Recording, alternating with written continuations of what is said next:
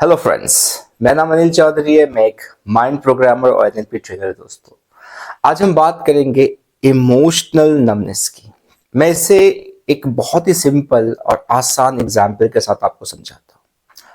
आप नोटिस करेंगे कि यदि कोई एक छोटा बच्चा है, ठीक है, मान लो उसकी उम्र होती है 5 साल, ठीक है, और 5 साल की उम्र से उसके घर का माहौल बहुत ही खराब है, उसके पेरेंट्स बहुत ही लाउड रहते हैं, डांटना, बुरी तरह से पीटना, और ये कुछ समय तक चलता रहता है। अब उस बच्चे की एज हो गई है 10 साल या 9 साल, ठीक है। एक पैटर्न इस बच्चे के अंदर नोटिस किया जाएगा कि अब इस बच्चे को मार खाने से, पिटाई लगने से बिल्कुल भी डर नहीं लगता है। हाँ, जैसे उसके पेरेंट उनको बुलाएंगे पीटने के लिए, इधर आओ पीटूंगा, तो वो कहते हैं ढीठ के जैसा, एक स्टबन के जैसा आगे खड़ा हो जाएगा, पीटो। उसके दिमाग में यही सोच चलेगा, पीटो, जितना पीटना पीटो। क्यों? क्यों उसके दिमाग में अब ये सोच चल रहा है? क्यों वो इतना अपने आप को सरेंडर कर रखा है? क्योंकि इतने समय में उसे पता चल चुका है कि स्टेप्स क्या है, इसके बाद क्या होगा। और अब उसके अंदर जो इमोशनल जो एक रिएक्शन होता है कि मुझे अपने आप को बचाना है, रिक्वेस्ट करना है, वो खत्म हो जाता है और एक नमनेस आ जाती है कि ठीक है, बिल्कुल सुन, कुछ फर्क नहीं पड़ रहा है। और जब बच्चा इस स्टेट ऑफ माइंड तक पहुंच जाता है तो उसके दिमाग में दो सोच चलती है। पहला, वो इस सिचुएशन में अपने आप को ये कह देता है कि अब मेरी यही परिस्थिति रहेगी। वो एक्सेप्टेंस आ जाता है कि मेरे लाइफ में कोई अब बदलाव नहीं आने वाला। अब मेरी लाइफ बस यही यही सच है, मेरी जिंदगी आगे भी ऐसे होने वाली है, यही किच-किच, मार पिटाई और जिसे हम कहते हैं ना कि जो स्ट्रेस, यही उसके अंदर फीलिंग रहेगी। दूसरा, उसके अंदर रिवेंज की भावना उत्पन्न होगी। वो रिवेंज लेने का सोचेगा कि जब मैं बड़ा होऊंगा, जब मेरे अंदर स्ट्रेंथ आएगा, तो मैं भी अपना बदला लूंगा। राइट?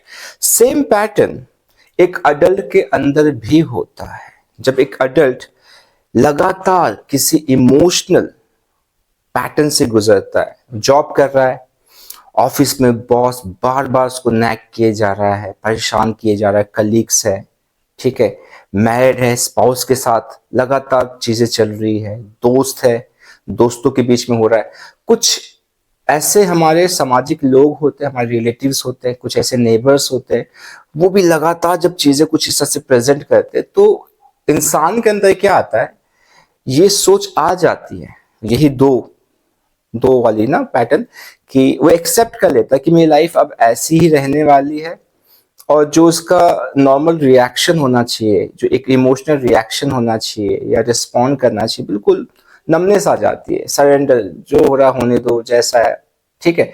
दूसरा, वही रिवेंज की भावना, बदला की भावना कि भाई मैं अब अपने हिसाब से बदला लूंगा, जैसा मेरे साथ हुआ है मैं वैसा ही करूंगा, चाहे वो मेरा बॉस हो, मेरा फ्रेंड हो, मेरा नेबर हो, मेरा स्पाउस हो, मेरा दोस्त हो, मैं अब उससे रिवेंज लूंगा, ठीक है। पर अडल्ट के अंदर एक और इमोशन, एक और थॉट चलता है, वो होता है सुसाइड करने का। जी हाँ, पर बच्चों के अंदर ये सोच नहीं होती है। क्यों? क्योंकि बच्चे इतना दूर तक नहीं सोच पाते कि सुसाइड भी किया जाता है। पर जो सिचुएशन अभी चल रहा है, जिस तरह के बच्चे कंटेंट देख रहे हैं इंटरनेट पे, चाहे वो मूवी के फॉर्म में हो, वेब सीरीज के फॉर्म में हो, इतना ज्यादा ये वॉयलेंट चीजों को दिखाया जाता है, या ये जो मेंटल चीजों को कोई सह नहीं पा रहा है, सुसाइड, तो ये बच्चे के पास अब ये वर्ड बहुत ही कॉमन हो चुका है। तो चांसेस है कि फ्यूचर में कुछ ऐसी चीजें भी बच्चों के अंदर देखने को मिले बड़ी मात्रा में। तो एक बहुत बड़ी एक अलार्म, एक वार्निंग है पेरेंट्स के लिए, हमारे समाज के लिए, कि बहुत ज्यादा ये जो मेंटल स्ट्रेस बढ़ता जा रहा है और इसका बहुत नुकसान होने वाला है। तो मैं आज यहाँ पे सिर्फ आपको अवेयरनेस नहीं दे रहा हूँ, मैं अभी यहाँ पे कुछ टूल शेयर करने वाला हूँ कि मैं ये पर्सनली मानता हूँ कि यदि एक अच्छा समाज चाहिए तो हमें अच्छे बच्चे चाहिए, और यदि हमें अच्छे बच्चे चाहिए तो अच्छे बच्चों के लिए क्या, एक अच्छा पेरेंट चाहिए। तो पेरेंटिंग बहुत इंपॉर्टेंट होता है, यदि आप पेरेंट है तो आपके लिए बहुत इंपॉर्टेंट है। और उससे पहले यदि आप एक पेरेंट होते हो या एक आप कलीग होते हो, एक आप किसी के बच्चे हो, उससे कहीं पहले आप अपने आप में एक इंडिविजुअल हो, आप खुद एक इंडिविजुअल सेल्फ हो, तो आपको सबसे पहले पर्सनल लेवल पे आपको काम करने की जरूरत है। अपने ही इमोशंस पे, अपने थॉट प्रोसेस पे आपको काम करने की बहुत ज्यादा जरूरत है।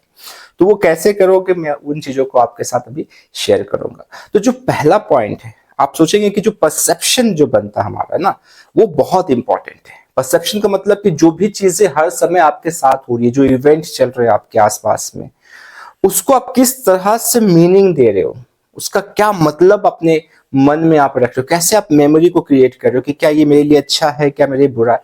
ये बहुत इंपॉर्टेंट है, क्योंकि हर समय आपका जो ब्रेन है, जिसके साथ माइंड मिलकर ये काम करता है कि आपके साथ जो भी चीजें हो रही है उस पर वो ध्यान देता, फोकस करता है। और जैसे उस चीज पे ध्यान जाता है तो ब्रेन ऑटोमेटिकली उसको मीनिंग देना शुरू करता है कि उसको परसेप्शन बनाना है कि अच्छा है या बुरा है, इससे फायदा है या नुकसान है, ठीक है। और जैसे ये परसेप्शन बनता है वैसे ही हमारे अंदर फीलिंग्स आने शुरू होते हैं, जो हमारे इमोशंस के बेस पे आते हैं कि हम इमोशंस किस तरह के इमोशन को फील कर रहे हैं, क्या वो नेगेटिव इमोशन है, क्या ये पॉजिटिव इमोशन है। उसके बेस पे हमारे अंदर वो सारे फीलिंग्स आने शुरू होते हैं। और जिस भी फीलिंग में हम रहते हैं, ध्यान से सुनना, जिस भी फीलिंग में हम रहते हैं उसी के अकॉर्डिंग हम बिहेव करते हैं, हमारा एक्शन होता है।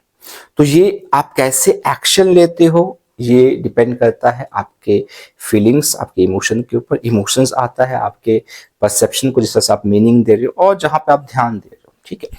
तो ध्यान को हटाना किसी चीज से, ये थोड़ा बहुत चैलेंजिंग होता है। आप नोटिस करके देखना कि यदि कुछ आपके साथ बहुत ही बुरा हुआ है तो आपका ध्यान बार बार उस पर जाएगा, और यदि कुछ बहुत ही अच्छा हुआ है तब भी आपका ध्यान उस पर बार बार जाएगा। पर जो बीच वाली चीजें है, उस तरह की मेमोरीज में आप में ज्यादा ध्यान आपका नहीं जाता है, तो बार बार आपका फोकस जाता है। तो फोकस को वहां से हटाना, यदि कोई नेगेटिव चीज है, थोड़ा चैलेंजिंग होता है, उसके लिए बहुत प्रैक्टिस चाहिए होती है, ठीक है। पर जो दूसरा है मीनिंग, वो बहुत आसानी से आप उस चीज को कर सकते हैं।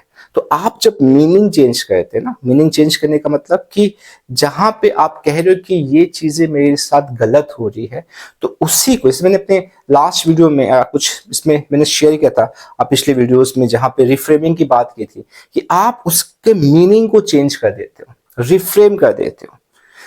सेम सिचुएशन को दूसरे कॉन्टेक्स्ट में आप देखते हो कि इसका फायदा क्या है। तो ऐसे जब आप परसेप्शन को चेंज करते हो तो बहुत इसका फायदा मिलता है आपके फीलिंग को चेंज करने में। तो बहुत बार चैलेंजिंग होगा आपके लिए, आई नो, पर आप ये कर पाओगे, ठीक है। आई नो कि जब लगातार एक नेगेटिविटी आपके साथ चलती रहती है तो बहुत मुश्किल हो जाता है। और दूसरी चीज, जो एक टेक्निक है जो आप कर सकते हो, इसका भी बहुत फायदा होगा। ये आप ज्यादा करोगे तो और ज्यादा फायदा मिलेगा। जैसे कि आपके लाइफ में बहुत सारे ऐसे इवेंट्स होंगे जहां पे आप बहुत खुश थे। ऐसा कोई इंसान हो ही नहीं सकता कि जिसके लाइफ में अच्छे इवेंट्स नहीं है या वो कभी खुश ना रहा हो। तो आपको बैठ के क्या करना है, ओके, आपको ऐसा ऐसा सोचना है कि आप एक नदी के बहाव में जा रहे हैं पीछे की तरफ, और वहां पे यादें हैं, बहुत ही खूबसूरत खूबसूरत यादें हैं, ठीक है, जहां पे आप बहुत खुश थे, बहुत ही एक्साइटेड थे। उन सारे इवेंट्स को रिकॉल करना है, उसको रिलीव करना है, एकदम प्रेजेंट में उसको एंजॉय करना है कि हाँ आप खुश थे।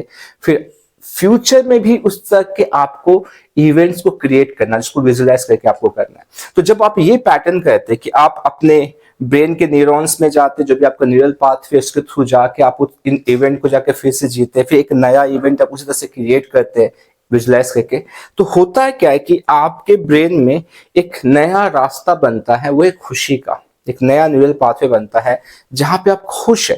तो आपके साथ ये बहुत सारी चीजें गलत चल रही है, जिससे आपके अंदर स्ट्रेस और एंजाइटी और डिप्रेशन वाले सिम्टम्स आ रहे हैं, ठीक है। पर जब आप ये पार्ट करोगे ना, तो ये आपको उदास होने से, आपके अंदर वो जितने भी डिप्रेसिव थिंग्स जो आपके अंदर आ सकते हैं, स्ट्रेस के जो लेवल जा सकते हैं, उसको कम करने में बहुत बहुत मदद करेगी ये प्रोसेस, राइट। और जो तीसरी चीज है, आपको एक प्रोफेशनल की हेल्प लेनी चाहिए। जैसे आपको पता चले कि ऐसे पैटर्न्स आपके अंदर शुरू हो चुके हैं जहां पे आपके अंदर इमोशनल नमनेस आ रही है, अब आप ना ही कुछ बोलना चाहते हैं, ना ही कुछ करना चाहते हैं, आप छोड़ चुके हैं, आप हिम्मत हार चुके हैं, या तो आपके अंदर बहुत ज्यादा गुस्सा है, आप अंदर से गुस्से को पार रहे, आप वेट कर रहे कि मैं इंतजार कर रहा हूँ, मुझे बदला लेना है, तो नुकसान दोनों तरफ आपका ही। और तीसरा जो मैंने ऑप्शन बताया है, तो यदि आप इन चीजों से फेस कर रहे हैं तो आप इन चीजों को, जो मैंने भी आपको स्टेप्स बताया, आप उनको यूज कर सकते हैं, या आप मुझसे भी कांटेक्ट कर सकते हैं। मैं काउंसलिंग प्रोवाइड करता हूं, और साथ ही साथ मैंने एक कोर्स क्रिएट किया है रिप्रोग्राम योर माइंड के नाम से। यदि आपको लगता है कि आपकी माइंड की आपको रिप्रोग्रामिंग करवाने की जरूरत है, तो यहाँ पे बिलीव्स, वैल्यूज, ब्लूप्रिंट्स, बहुत सारी चीजें पे काम की जाती है, और एक पूरा नया माइंडसेट आपको दिया जाता है, राइट। सो आई गेस आपने कुछ सीखा होगा। तो इसी तरह से सीखते जाइए, प्रैक्टिस करते जाइए, अपनी लाइफ को बेहतर बनाते जाइए। मैं फिर से मिलूंगा अपने नेक्स्ट वीडियो में, तब तक अपना ख्याल रखिए। नमस्ते।